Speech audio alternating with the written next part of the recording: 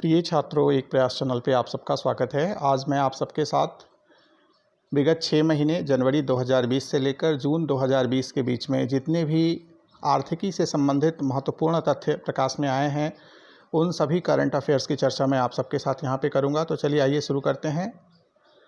सबसे पहला महत्वपूर्ण प्रश्न है कि भारत का विदेशी मुद्रा भंडार दिसंबर 2019 तक कितना था? तो 454.94 अरब डॉलर था। फिक्की की अध्यक्ष कौन होंगी? तो फिक्की की अध्यक्ष होंगी संगीता रेड्डी। 2020 तक भारत का स्वच्छ ऊर्जा उत्पादन का लक्ष्य कितना रखा गया है? मीन्स स्वच्छ ऊर्जा उत्पादन का लक्ष्य 2020 तक कितना रखा गया है? तो 175 गीगावाट का लक्ष्य रखा गया है। वर्तमान में भारतीय अर्थव्यवस्था का आकार कितना है, बड़ा है? तो 2.72 ट्रिलियन डॉलर अभी भारतीय अर्थव्यवस्था का साइज़ है। एक महत्वपूर्ण क्वेश्चन यह भी है कि किस वर्ष तक 5 ट्रिलियन डॉलर का लक्ष्य रखा गया है? तो 2025 तक 5 ट्रिलियन डॉलर का, इस 2.72 ट्रिलियन डॉलर की इंडियन इकोनॉमी को बढ़ाकर 5 ट्रिलियन डॉलर करने का लक्ष्य रखा गया है। मनी ऐप क्या है? तो मनी का फुल फॉर्म है यहाँ पे mobile aided note identifier application. Basically यह ऐप जो है आरबीआई ने दृष्टिबाधित लोगों को मुद्रा नोट पहचानने हेतु आसानी हो उसके लिए इस मनी ऐप को लॉन्च किया गया है। Centre for economics and business research, जिसे शॉर्ट फॉर्म में CEBR भी कहा जाता है, इसके अनुसार भारत किस वर्ष तक जर्मनी से आगे निकल जाएगा? तो 2026 तक, जैसा कि भारत सरकार का लक्ष्य भी है कि 2025 तक 5 ट्रिलियन डॉलर इकोनॉमी का लक्ष्य है, तो वही 2026 तक का लक्ष्य यहाँ रखा गया है CEBR के अनुसार कि भारत जर्मनी से आगे निकल जाएगा। वर्तमान जो स्थिति है उसके हिसाब से अमेरिका पहले स्थान पे है 20.49 ट्रिलियन डॉलर इकोनॉमी के साथ में। चीन दूसरे स्थान में है 13.41 ट्रिलियन डॉलर इकोनॉमी के साथ में। जापान तीसरे स्थान पे है 4.97 ट्रिलियन डॉलर की इकोनॉमी के साइज़ के साथ। और जर्मनी अभी वर्तमान में 4 ट्रिलियन डॉलर की इकोनॉमी है, जिसे भारत द्वारा 2026 तक पीछे छोड़ देने का अनुमान लगाया गया है। दीनदयाल अंत्योदय योजना, जो कि राष्ट्रीय शहरी आजीविका मिशन के लिए स्थानीय बुनकरों और शिल्पकारों के सामान को बाजार तक पहुंच हेतु समझौता स्थापित किया गया है फ्लिपकार्ट के साथ में। तो राष्ट्रीय शहरी आजीविका मिशन के तहत जो भी स्थानीय बुनकर हैं या जो शिल्पकार हैं, उनके सामानों को बाजार तक पहुंच सुनिश्चित करना, इसके लिए करार किया गया है फ्लिपकार्ट के साथ में। और यह दीनदयाल अंत्योदय योजना के तहत यह कार्यक्रम चलाया जाएगा। विश्व बैंक के अनुसार वर्ष 2020 में भारत की विकास दर कितनी रहेगी? तो 5% रहेगी। स्टील क्लस्टर विकसित करने हेतु भारत सरकार ने एक स्टील हब लॉन्च किया है, जिसका नाम रखा गया है पूर्वोदय स्टील हब, जिसमें 2030 तक 300 मीट्रिक टन स्टील उत्पादन का लक्ष्य रखा गया है। संयुक्त राष्ट्र world economic situation and prospects report के अनुसार भारत की GDP कितनी रहेगी? तो 5.7% का लक्ष्य बताया गया है। अंकटाड ने भारत में FDI कितना डॉलर बताया है? तो अंकटाड के अनुसार 49 अरब डॉलर बताया गया है भारत में FDI। वैश्विक प्रतिभा प्रतिस्पर्धा सूचकांक 2020 में भारत का कौन सा स्थान इसमें प्राप्त हुआ है? तो 72वां स्थान भारत को प्राप्त हुआ है।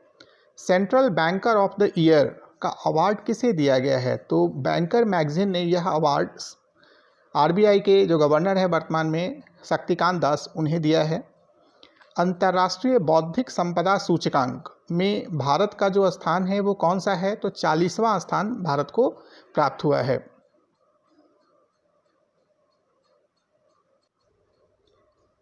चौदह 14,100 टन लिथियम का भंडार अभी वर्तमान में कहाँ पे मिला है? तो मडंग, कर्नाटक में 14,100 टन लिथियम का भंडार अभी मिला है। भारत का सबसे बड़ा व्यापारिक साझेदार कौन देश है? तो अमेरिका भारत का सबसे बड़ा व्यापारिक साझेदार है। द्विपक्षीय व्यापार 88 अरब डॉलर का है।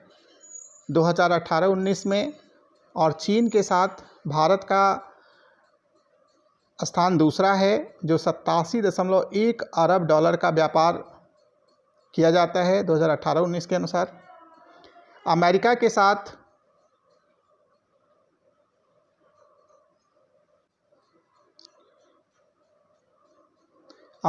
साथ वर्तमान में 16.9 बिलियन डॉलर का व्यापार अधिशेष है भारत का, जबकि चाइना के साथ 53.6 बिलियन डॉलर का व्यापार घाटा है भारत का।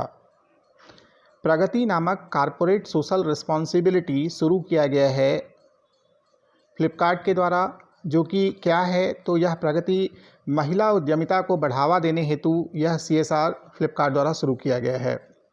सरकार द्वारा घाटे को कम करने की नीति, जिसे राजकोषीय समेकन के नाम से भी जाना जाता है, इसके हेतु एक समिति का गठन किया गया, जिसके अध्यक्ष किनको बनाया गया है, तो श्री NK सिंह को सरकार द्वारा घाटे को कम करने की नीति राजकोषीय समेकन हेतु समिति के अध्यक्ष श्री NK सिंह को बनाया गया है। एशियाई विकास बैंक तथा Asian infrastructure investment bank AIIB Bharat को कितना ऋण प्रदान करेगा, तो 6 बिलियन डॉलर का ऋण प्रदान करने का लक्ष्य है। लॉकडाउन में बेरोजगारी दर बढ़ करके कितनी हो गई है, तो लॉकडाउन में बेरोजगारी दर बढ़ करके 23% हो गई है। आगे 27.1% 5 मई CMI रिपोर्ट के अनुसार बताया गया था। IMF ने भारत की विकास दर का अनुमान बताया है कितना, तो अब IMF ने भारत की विकास दर का अनुमान 1.9% बताया है। RBI ने विशेष तरलता म्यूचुअल फंड में कितने पैसे दिए हैं, लिक्विडिटी फंड, तो ये 50,000 करोड़ जो है लिक्विडिटी फंड दिया गया है म्यूचुअल फंड में RBI द्वारा। विश्व बैंक ने भारत की विकास दर का अनुमान कितना बताया है, 1.5% से लेकर 2.8% के बीच में। SMEV society of manufacturers of electrical vehicles ने रिपोर्ट में 2019-20 में इलेक्ट्रिक वाहनों की बिक्री में कितनी वृद्धि होने का अनुमान लगाया है, 20% वृद्धि बताया है। TVS ने ब्रिटेन में की 122 साल पुरानी एक कंपनी का अधिग्रहण किया, जिसका नाम क्या है, नॉर्टन। RBI ने वर्तमान में जो रेपो रेट रखा है वह कितना है, 4% तथा रिवर्स रेपो रेट 3.35% कर दिया गया है। दुनिया का दूसरा सबसे बड़ा PPE निर्माता देश कौन बन गया है, तो भारत दुनिया का दूसरा सबसे बड़ा PPE निर्माता देश बन गया है, जबकि पहले स्थान पे चीन है। वित्तीय समावेशन को भारत में बढ़ावा देने हेतु NPCI ने किस artificial intelligence AI based chatbot को लॉन्च किया है, तो उसका नाम है पाई। पाई क्या है, वित्तीय समावेशन को भारत में बढ़ावा देने हेतु NPCI द्वारा artificial intelligence based chatbot. Champions technology platform क्या है, तो यह MSME के सहायतार्थ यह प्लेटफॉर्म लॉन्च किया गया है, चैंपियंस। MSME के लिए सुरक्षा वेतन खाता लॉन्च किया किसने, एयरटेल पेमेंट्स बैंक ने सुरक्षा वेतन खाता लॉन्च किया है MSME के लिए। कोयला एवं खनन क्षेत्र में आत्मनिर्भर भारत हेतु किस पोर्टल को लॉन्च किया गया, तो उस पोर्टल का नाम है सत्यभामा पोर्टल। 150 बिलियन डॉलर मूल्य वाली पहली भारतीय कंपनी कौन बन गई है, रिलायंस इंडस्ट्रीज लिमिटेड। कितने चीनी ऐप्स को वर्तमान में प्रतिबंधित किया गया है, तो 59 चीनी ऐप्स को वर्तमान में प्रतिबंधित किया गया है। तो इस तरह से आर्थिकी से संबंधित जो भी तथ्य थे महत्वपूर्ण, वो मैंने आप सबके साथ डिस्कस किया। उम्मीद है आप सबको आगामी परीक्षाओं में इससे लाभ भी होगा। एक प्रयास चैनल देखने के लिए धन्यवाद। अगर यह वीडियो आपको पसंद आया हो तो कृपया लाइक एवं सब्सक्राइब जरूर करें तथा अपने दोस्तों के बीच ज़्यादा से ज़्यादा शेयर करें। धन्यवाद।